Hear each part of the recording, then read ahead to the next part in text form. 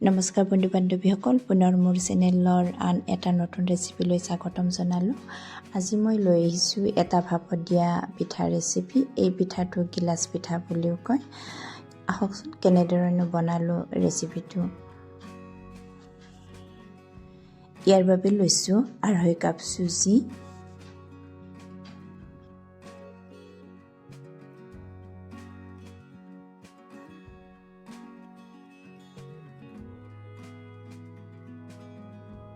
আধা চামুচ ইলাচি গুড়ি,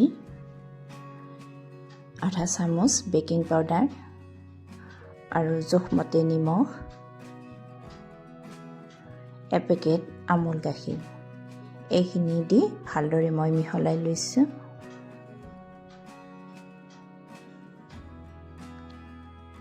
এতিয়া মই ইয়াতে অলপ অলপকৈ পানী মিহলাই ল'ম। ইয়াতে আপোনালোকে বেকিং পাউডাৰৰ সলনি ইনোও দিব পাৰে। মই ইনোৰ গোন্ধটো ইমান ভাল নাপাওঁ কাৰণে নিদিলোঁ। ইনো দিলে কি হয়, ইনো দিলে আচলতে পিঠাটো খুব ধুনীয়াকৈ ফুলি উঠে।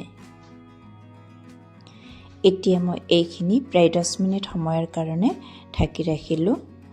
আৰু এইফালে এই গিলাচটোত মই ঘি সানি লৈছোঁ। আপোনালোকে ৰিফাইন তেল অথবা বাটাৰ সানি ল'ব পাৰে।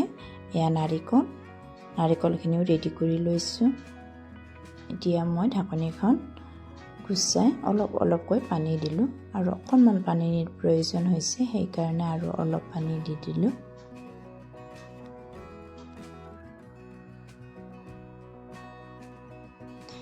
ইমানখিনি জোখতে ৰাখি থলোঁ।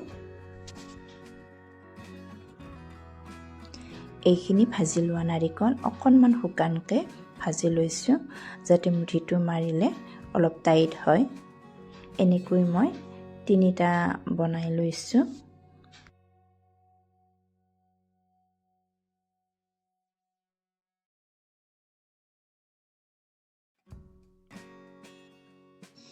এতিয়া ঘি সানি ৰখা গিলাচটোত চুজিৰ বেটাৰ দি দিলোঁ।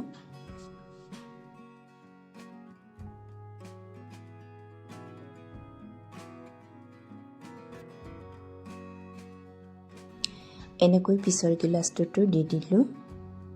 প্ৰথমতে বেটাৰখিনি দি দিছোঁ, তাৰপিছত ইয়াতে মই ৰেডি কৰি লোৱা নাৰিকলখিনি দি দিম। যদি মোৰ ভিডিঅ'টো চাই ভাল পালে প্লিজ চেনেলটো ছাবস্ক্ৰাইব কৰিব, লাইক কৰিব, কমেণ্ট কৰিব আৰু কাষত থকা বেল আইকনটো ক্লিক কৰি দিব। এই নাৰিকলখিনি মাজতে এনেকৈ গুজি দিছোঁ।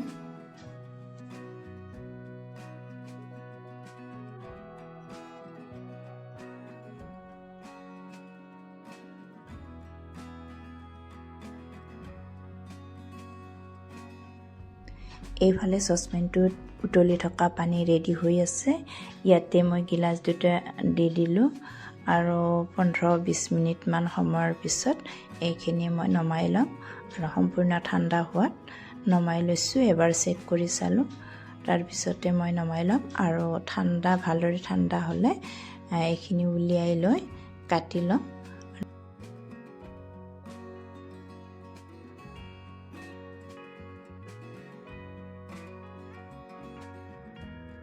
চুৰিখনেৰে গিলাচটোৰ চাৰিওফালে এৰুৱাই লৈছোঁ আৰু মই এনেকৈ উলিয়াই দিলোঁ। খুব ধুনীয়াকৈ ওলাই আহিছে আৰু সম্পূৰ্ণ ঠাণ্ডা হ'লে এনেকৈ উলিয়াই দিব, নহ'লে অলপ গৰম থাকিলেও পিঠাটো ভাঙি যোৱাৰ চান্স থাকে। এতিয়া মই পিঠাটো এনেকৈ চুৰিখনেৰে কাটি ল'লোঁ।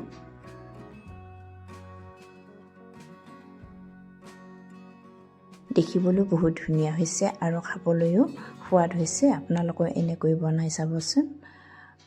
তেন্তে আজিলৈ আহোঁ।